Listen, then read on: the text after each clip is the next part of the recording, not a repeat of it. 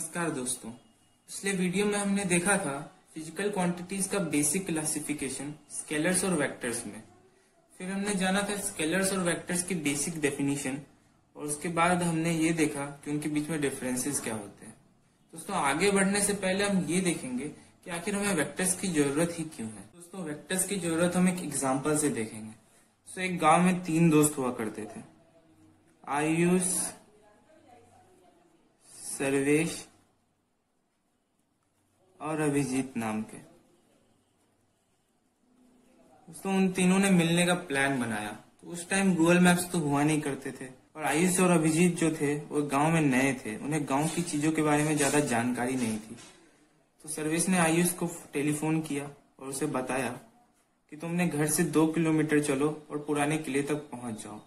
फिर सर्वेश ने अभिजीत को टेलीफोन किया और उसे बताया तुम अपने घर की पुरानी वाली गली लो, 1 किलोमीटर चलो और फिर बाएं मुड़कर फिर से पुराने किले तक पहुंच जाओ। तो दोस्तों इस प्रकार से सर्वेश और अभिजीत तो पुराने किले पर मिल गए, पर आयुष ढूंढता ही रहा पुराना किला, पर उसे मिल ना सका।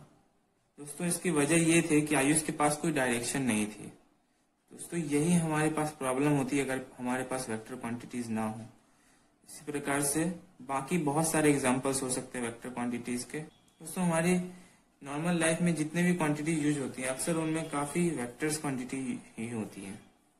तो दोस्तों आइए अब हम वेक्टर्स की शुरुआत करते हैं। तो दोस्तों वेक्टर्स में हम सबसे पहले देखेंगे रिप्रेजेंटेशन ऑफ वेक्टर्स। दोस्तों रिप्रेजेंटेशन ऑफ वेक्टर्स के 2 तरीके होते हैं, पिक्टोरियल रिप्रेजेंटेशन और मैथमेटिकल रिप्रेजेंटेशन। तो पिक्टोरियल रिप्रेजेंटेशन में हम किसी वेक्टर क्वांटिटी को एक एरो से डिनोट कर सकते हैं। एरो माने के तीर, किसी भी एरो से हम डिनोट कर सकते हैं। इस एरो की जो लंबाई होती है यानी कि लेंथ, वो हमें मैग्नीट्यूड बताती है उस वेक्टर क्वांटिटी का। और इस एरो की जो डायरेक्शन होती है वो हमें ये बतलाती है कि हमारे वेक्टर क्वांटिटी की डायरेक्शन क्या है। दोस्तों पर नॉर्मली हम अगर किसी वेक्टर को रिप्रेजेंट करना चाहते हैं तो हम किसी भी अल्फाबेट के ऊपर एक एरो का साइन बना दें तो ये एक वेक्टर क्वांटिटी को रिप्रेजेंट करता है। इसका मैग्नीट्यूड अगर हमें बताना हो तो मॉड्यूलस ऑफ ए वेक्टर अगर हम लिख दें तो ये मैग्नीट्यूड को बतलाता है। तो दोस्तों और अगर हमें डायरेक्शन, अगर आपने मॉड्यूलस फंक्शन के बारे में नहीं पढ़ा है तो आप हमें कमेंट सेक्शन में बताएं, इसके लिए एक अलग से वीडियो बना दी जाएगी। इस वेक्टर की डायरेक्शन बतलाने के लिए हम इस वेक्टर को मॉड्यूलस से डिवाइड करते हैं तो हमें एक यूनिट वेक्टर मिलता है जिसके बारे में हम आगे जरूर पढ़ेंगे और ये हमें डायरेक्शन बतलाता है किसी भी वेक्टर क्वांटिटी की। और दोस्तों जब हम किसी भी डॉक्यूमेंट को टाइप करते हैं तो वेक्टर क्वांटिटी को बोल्ड करके रिप्रेजेंट किया जाता है। इस तरह से किसी भी अल्फाबेट को अगर हम बोल्ड कर दें किसी भी टाइप डॉक्यूमेंट में तो वो वेक्टर क्वांटिटी को रिप्रेजेंट करता है।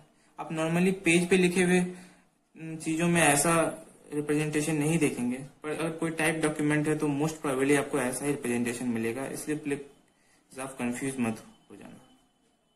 ठीक है दोस्तों, आइए अब हम एक एग्जांपल से समझते हैं पिक्टोरियल रिप्रेजेंटेशन को। तो दोस्तों हमारा एग्जांपल है, a man walks 5 kilometre distance in the direction 60 degree east of north, represent his displacement vector pictorially. तो दोस्तों जैसा कि हम जानते हैं कि डिस्प्लेसमेंट एक वेक्टर क्वांटिटी होती है।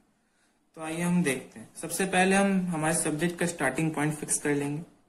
उसके बाद हम सारी चारों डायरेक्शंस बनाएंगे, north, east, west and south. North, south, east and west ऐसी होती है। दोस्तों अब हमारा सब्जेक्ट जो है वो ओरिजिन से स्टार्ट होकर यानी कि स्टार्टिंग पॉइंट से शुरू होकर 5 किलोमीटर डिस्टेंस जाता है 60 डिग्री ईस्ट ऑफ नॉर्थ। तो इस डायरेक्शन में वो बढ़ता है 5 किलोमीटर और ये 60 डिग्री। दोस्तों 5 किलोमीटर डिस्टेंस को एक पेज पे बनाना इम्पॉसिबल सा है, इस तरह के पेज पर बनाना। तो हम एक स्केल का यूज करते हैं, 1 यूनिट इक्वल टू किलोमीटर्स। दोस्तों ये हमारी स्केल हो गई। तो इस तरह से हम इसको लिख सकते हैं 5 यूनिट्स। तो हम पिक्टोरियली इस डिस्प्लेसमेंट वेक्टर को रिप्रेजेंट कर सकते हैं इस तरह से। तो आइए हम दूसरा मेथड देखते हैं हमारे वेक्टर रिप्रेजेंटेशन का, जो कि है मैथमेटिकल रिप्रेजेंटेशन। तो दोस्तों हमारा दूसरा रिप्रेजेंटेशन का मेथड होता है मैथमेटिकल रिप्रेजेंटेशन। तो मैथमेटिकली हम किसी वेक्टर क्वांटिटी को इस तरह से रिप्रेजेंट कर सकते हैं।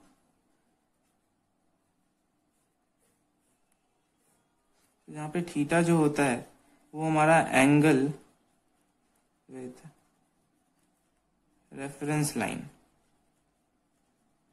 क्योंकि नॉर्मली हम एक्स एक्सिस को लेते हैं जो हमारे कोऑर्डिनेट एक्सिस की एक्स एक्सिस होती है।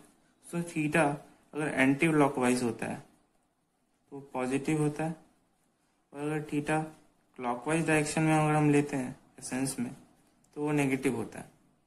दोस्तों ये पिछला एग्जांपल हम इस मेथड से करने की कोशिश करते हैं। दोस्तों हम हमारा कोऑर्डिनेट एक्सिस बनाने हैं पहले एक्स और वाई एक्सिस, और इसके बाद हमारा ओरिजिन से सब्जेक्ट है वो स्टार्ट होकर 60 डिग्री वाई एक्सिस से बनाकर 5 यूनिट्स जाता है।